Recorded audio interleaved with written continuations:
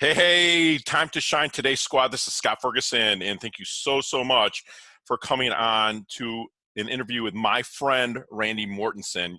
He has so many, I vetted out his past, and he's going to have so many knowledge nuggets that's going to help you level up every aspect of your life. Randy is a guide for talented management professionals whose drive has led them down a path of destructive and compulsive behaviors. Randy's been sober 29 plus years. Kudos to you, brother. With a background in finance and energy, he's a former vice president of 50 billion, that's a B billion, gas and electric utility company with enough evidence to convict him of being a serial entrepreneur. He's an author, popular national and international keynote speaker, founder of Lifestyle Champion Cohort and the Courageous Recovery Podcast. His passion is to crush the stigma. So that is some serious credentials, Randy.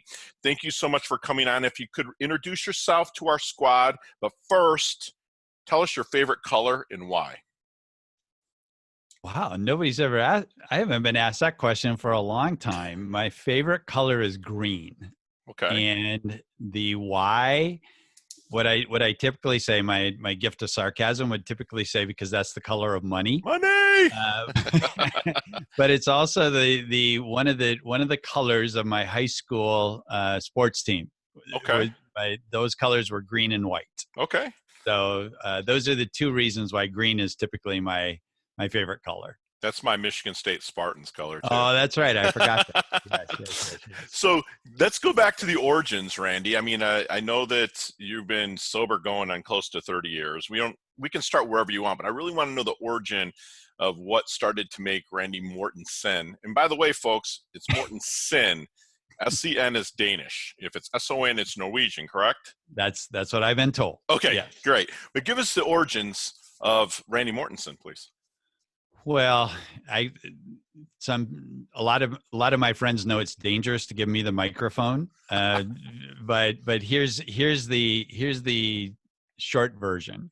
Actually, grew up in the great state of Minnesota. I was born in Iowa.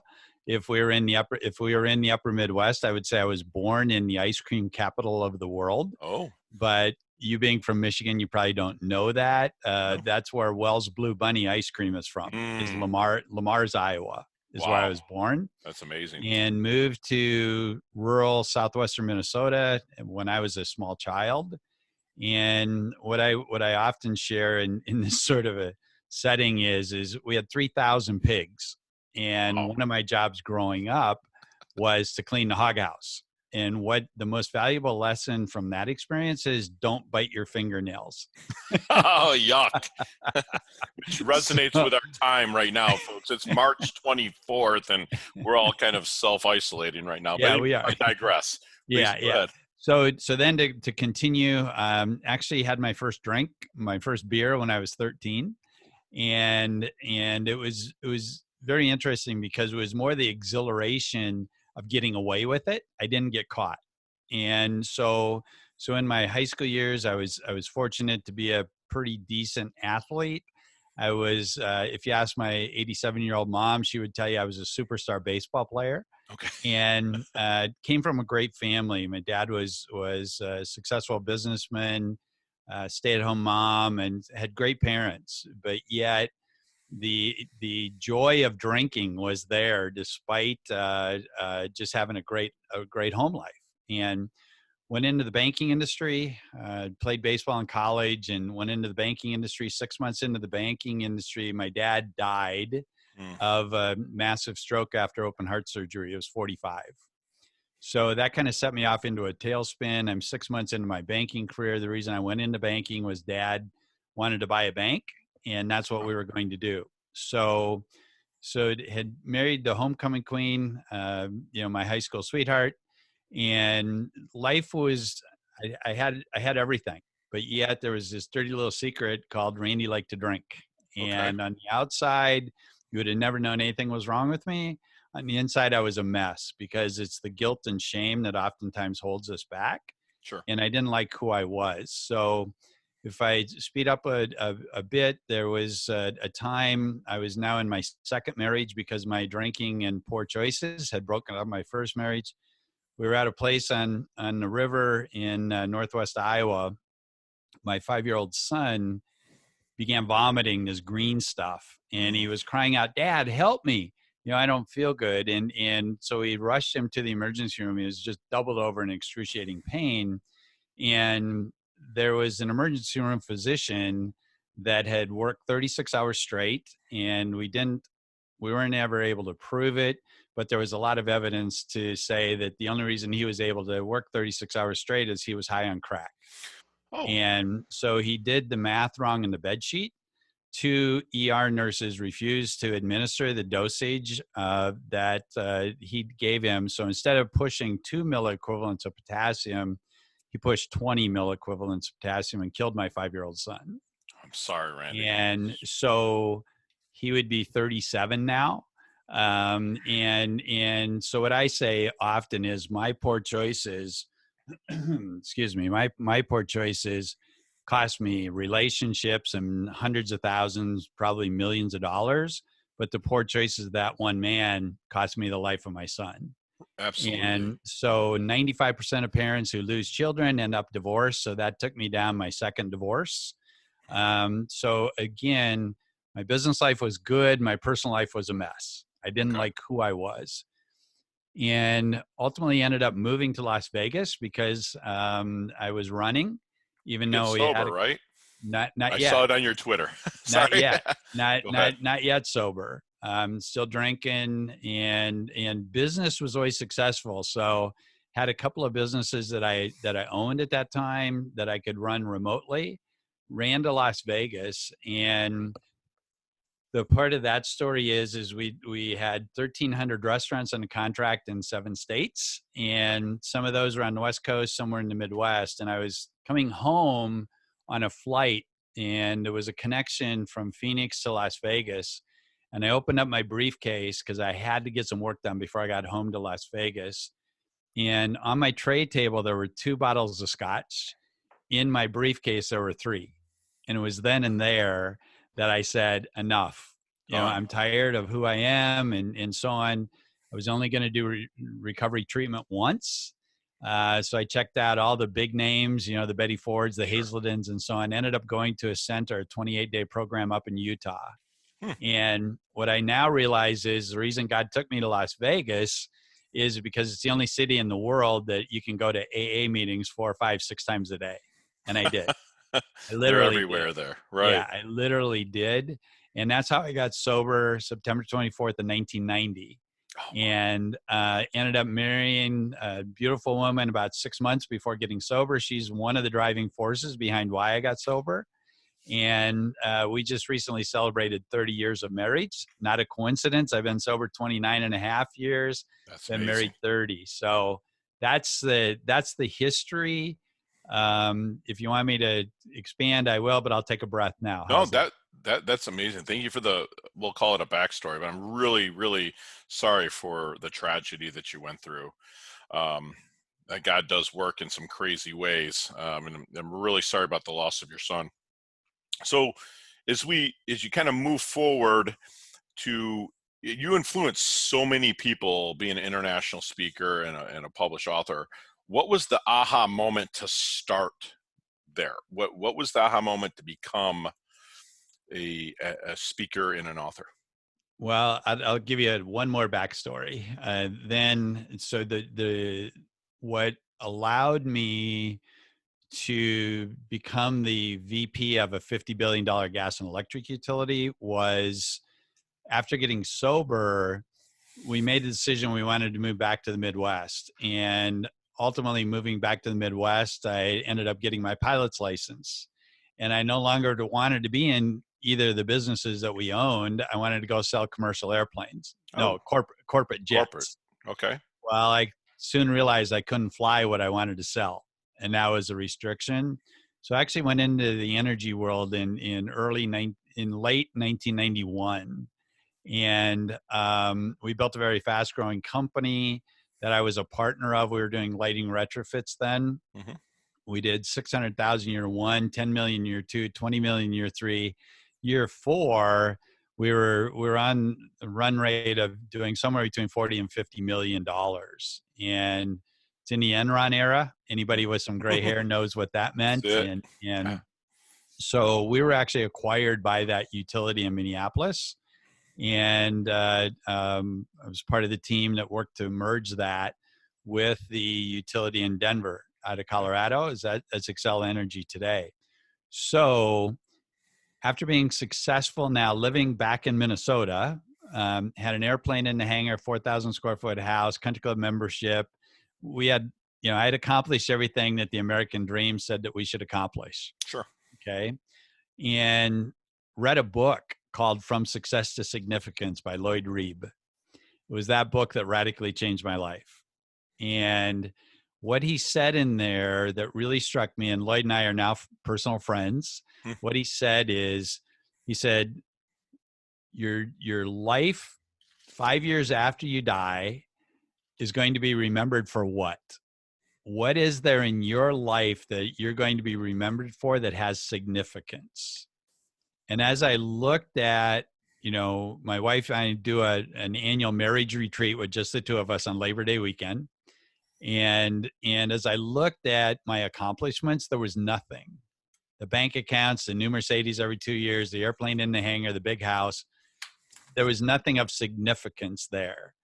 And so I made a decision to walk away from that very lucrative corporate career. And you were sober too. In my early 50s. People thought I had started drinking again. Okay. So I walked away from that without having a clue what I was going to do. I had no hint. I just knew that there had to be something of significance. So two things that came to light to respond to your question.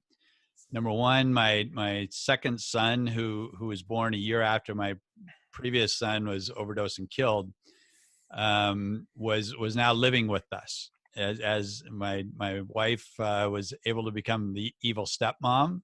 She did a great job helping with my son. Sure. And he was just struggling with life, basically hanging around with the wrong crowd and so on. So a couple of my buddies said, "Why don't you take him to Haiti?" And I said, "Why would I do that?" Right.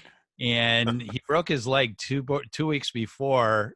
He broke his leg snowboarding 2 weeks before we were supposed to go on a trip to Haiti. So I went up by myself, and it was just mind-boggling, not to over-spiritualize it, but I knew that this is what God had been preparing me for my entire life. I could manage people, raise money, do projects, and so on. So that's how we got to the work that we're doing in Haiti today. Okay, we've been doing work in Haiti for 15 years now. We have 1,400 kids in our schools, and that's a whole nother story. Okay. The flip side is that as I left the corporate world, I started a faith-based ministry at a church at that time that was about 1,000 people. That was on St. Patrick's Day of 2005 is when we launched it. Today, that ministry has served somewhere around 20,000 people. Okay. It's now at 5 locations in Minneapolis, St. Paul. Wow, that's amazing. Where I saw the impact that one person could have. Right. Okay, one-on-one. And so as I was looking at leveraging some of my contacts, leveraging some of my corporate speaking experience, it really occurred to me that it's imperative for us as we're building relationships and making an impact to be able to say, I know how you feel. Sure. I felt the same way. Been there, right. Here's the path that I went down, and here's who I am today.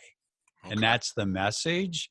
And as you'll see, the most common topic of the talk that I give is crushing the stigma. Right. Because what's holding us back today in corporate America or in our faith communities or in our families is the stigma. Okay. And so if we're going to save lives, if we're going to reduce the $800 billion a year that drugs and alcohol are costing us in America, it's imperative that we see substance use disorders in the same light as other illnesses. So that's the why. I'm tired of seeing marriages broken, families torn apart, and careers jeopardized because of the stigma. Wow, that's amazing. It's crazy that your journey. So, with this experience, what do you think makes a great leader? What I Interesting. I love your questions, by the way. One of the things that I've learned in doing sales training is it's imperative that we listen 70% of the time and talk 30%. Okay. Gotcha. So I think it's important for us for a good leader to be a good listener. I also think it's important to be empathetic, and Okay. it's also important to be willing to empower others to make mistakes. I mean, you and I don't know you well enough yet, but I've made so many mistakes over the years that if we're relatively intelligent, we hopefully learn from those Absolutely, mistakes. you got to fail forward, right? Yeah, exactly, I love it exactly. that you said the 70-30 with, and my mom always told me, actually, I just put a podcast out Monday about being empathetic and, two ears and one mouth for a reason, right? Yes, So yes. with this experience that you've went through, the triumphs, the tragedies, everything that you've went through, what, if you could write a letter or even go back in time to say the 18-year-old rock star baseball player, as per your mom, Randy, what would you tell him? Odd that you would have that question, because I just had a podcast on that very Oh, topic a couple of weeks ago. What is it that you wish your teenage self would have known? Um, I as I said earlier, I had just incredible parents. They showed me the love. They probably gave me a little bit too much freedom, but I was sneaky. I would, so I'm usually the one asking questions. What do I wish I would have known? I I was I was excelling in many things that I was doing, but yet I wasn't satisfied. wow. So I set the bar too high for myself is what I would say, and I thought I wasn't good enough. And that anybody listening to this that knows me would be surprised to hear me say that, but that must have, at the very core of why I was drinking, why I was going through the insanity I was, is because I thought, okay, you're doing good, but you're not doing great. And I Right. think, and I think we as Americans set standards a bit too high sometimes, and self expectations Sure. a bit too high. And And yeah, they want to bite off so much at once instead of, we say, and I was taught this by my mentor in 1999, and I have it right above my desk here, is inch by inch, it's a cinch. By the yeah, yard, it's hard. So yeah. I just really think that you can set them high, but just expect it's going to take time to get there, right? I would think that, you know, um, that's the way we kind of put that out there, Randy. So let me ask you something. In your line of work, being running a $50 billion, help run a $50 billion business, and then starting to, you moved into the coaching and leadership and speaking. You talk to a lot of people, correct? So Yes. okay, so is there any question out there that you wish people would ask you but they never do? I'll give you a little bit different response. What I hear what I hear so often, it makes my head hurt, is people will come up to me, talented management professionals, corporate guys or Yeah. gals, well, successful people, faith community leaders will come up to me and they'll say, Randy, can you help me? And I'll say, you know what? It sounds like you're committed. Trying to hold in the laugh, but It I get it. sounds Yeah. it sounds like you really you're finally tired. You're sick and tired of being sick and tired. It sounds like. Why haven't you done this in the past? What blows my mind is the four words that they say are always the same, no matter what their social status is, their income or education. It's always the same. I don't know how. Right. Makes my head hurt.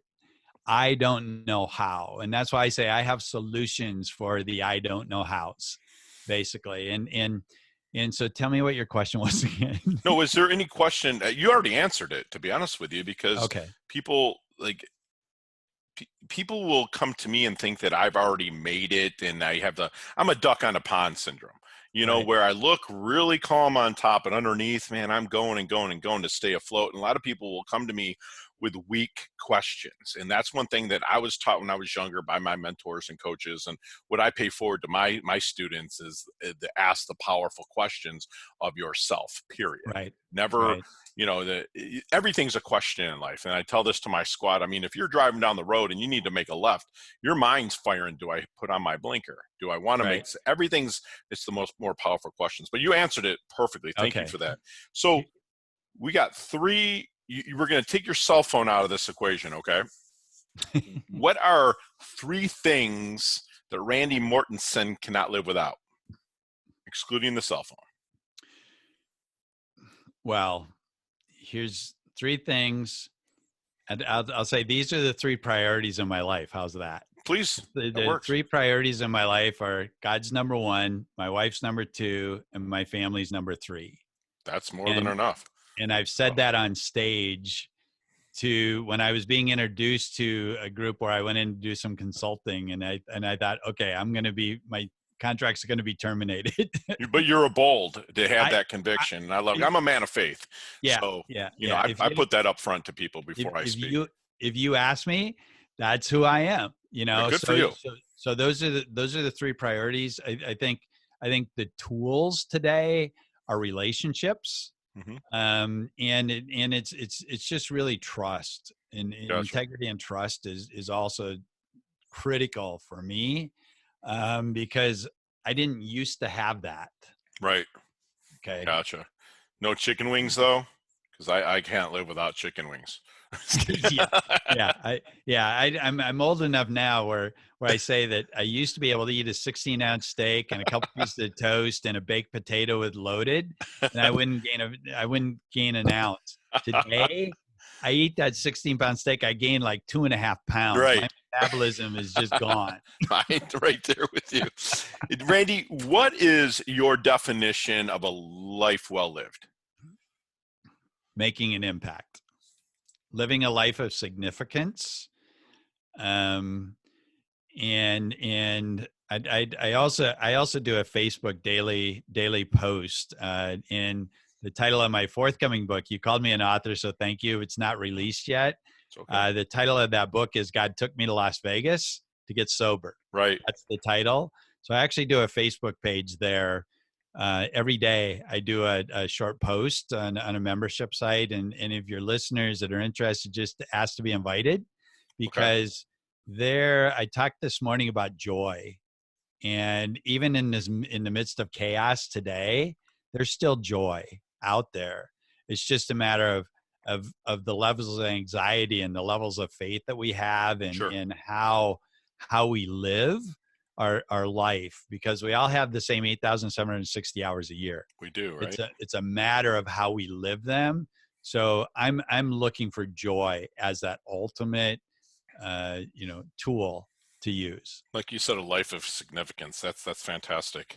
Okay, so we're gonna, as we wind it down a little bit, we have a lightning round. You and I could talk for 15, 20 minutes on each one of these questions, but I'm going to give you 7 seconds max. No explanations, just give me the answers. You ready? Maybe. All right, here we go. 1, what is the best leveling up advice you've ever received? Relax. Love that. Share one of your personal habits that contributes to your success. Too much coffee. All right. Okay. Other than your own website, and of course, timetoshinetoday.com. That's my shameless plug. What other website do you maybe recommend, even yourself or sending other people to help them level up their life? I would go to one of the podcast channels. One of the podcast directories that I'm really honing in more on the tools that are available there. Beautiful. recommend a book to us other than From Success to Significance. That was what I was just going to What's say. another book? There had to have been one when you were younger that, boom, impacted you. Rick Warren's Purpose Driven Life. Really? Yes. I love that. Yeah. What is Randy's favorite charity organization? I probably know that. Worldwide Village. Gotcha. And last question. What is the best decade of music? 60s, 70s, 80s, or 90s? 60s. Right. I love it. I love it. Okay. So before we sign off, leave the time to shine today squad with one knowledge nugget do you want to bury and burrow in for them to take with them? Don't wait until tomorrow to make the change that you know should happen today. Love that. No procrastination. So, Randy, where can we find you? RandyMortensen.com, and that's Mortensen, SEN.com is the best place. Courageous Recovery podcast is on Facebook also. That'll be in the show notes, peeps. And as I said, the daily post that I do to encourage people and challenge people is actually under the title of my forthcoming book, God Took Me to Las Vegas to Get Sober. Lastly, tell us a little bit about the Lifetime Champion Cohort, the 8-week executive recovery program. Can you, not too in depth, but can you kind of give us a 30-foot view? 30, what it's intended for. And if you go to my website, there's actually a 21 question assessment. Yes, I saw that. Right on the front page of that. So that will tell you whether you're eligible for the Lifestyle Champion Cohort. What we have, it's a weekly, it's 8 weeks of 90-minute sessions using Zoom technology.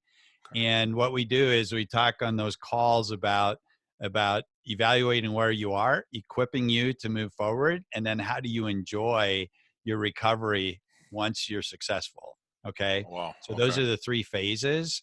And I'm actually, in this time of uncertainty, it's usually a $2,349 entry fee for that. I'm just discounting that by 75% right now because I know there's a lot of people that are struggling with life. And I want people to sign up for that. So that's why I'm giving a 75% discount right now. Love that. Thank you for doing that. Yeah. Great, squad. Well, you just heard a great conversation with me and my friend Randy Mortensen, who he's very humble. He's always leveling up his health, leveling up his wealth. He crushes the stigma, and he's always leveling up his life of significance. And Randy, you're part of our squad now, so I'm grateful and blessed that you have came on and shared the valuable knowledge nuggets today. Thank you, sir. Awesome. Have a great, great day, Randy.